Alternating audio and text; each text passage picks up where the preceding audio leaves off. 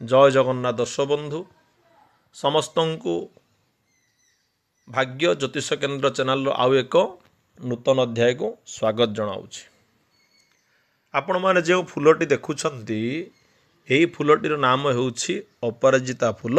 यह आपण जानिछंती गोटे नील अपराजिता थाए, गोटे श्वेत अपराजिता थाए अर्थात धड़ा अपराजिता आ गोटे नील अपराजिता। ये फूलटीर नाम जमीती अपराजिता, यार काम मध्य से ही भलिया अपराजिता अर्थात कौन सदाबले आपण माने विजय लाभ करिबा पई आपण एही फूल को व्यवहार करि परिबे। कौन से जगार आपण केबे भी पराजय हेबे नहीं। गृहरे गछटी को लगांतु। यह लगेबा द्वारा कौन होता है, भूत प्रेत बाधा सब दूरीभूत होता है। विभिन्न प्रकार बाधा को ये दूरीभूत करि थाए। प्रत्येक कार्य आपण माने सफलता पाइबे। यह को तंत्र कार्य मध्य लगा जाई थाए। सेतिपई तंत्र रे एही फूल को जनी पुष्प बोली मध्य कहा जाई थाए। तो आसंतु जानिबा किछिटा कथा केउ केउ काम रे यह लागि थाए। मु गोटे दुईटी कथा आपण मानन कहूची। जदि आपणकर वास्तुरे किछि असुविधा रहूची, गृहरे किछि असुविधा रहूची, तेबे यही अपराजिता को आपण कौन करिवे, गोटे नील कपड़ारे बांधी दियंतु एवं घरर मुख्य द्वार रे ताहाकु रखी दियंतु। देखिबे धीरे धीरे धीरे धीरे वास्तु संबंधी अनेक दोष दूरीभूत हो पार। सदाबेले जदि आपणक घरे धनर अभाव देखा देउछि, तेबे कौन करिवे, केमिति प्रयोग करिवे, गोटे चांदी डब्बा बा रूपार डब्बारे एहाकु रखी एही फूलटी को रखंतु।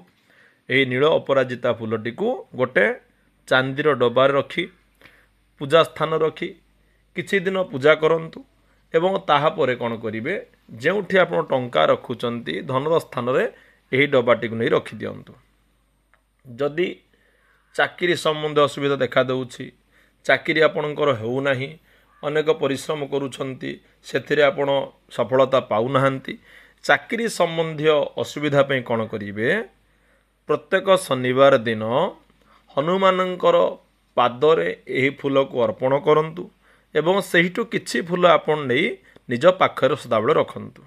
आ गोटे उपाय कौन अछि, बुधवार दिन 11टी यही नील अपराजिता फूल नियंतु, माँ दुर्गा को अर्पण करंतु। कारण यही अपराजिता पुष्प मध्यरे माँ दुर्गांकर मध्य शक्ति थाए।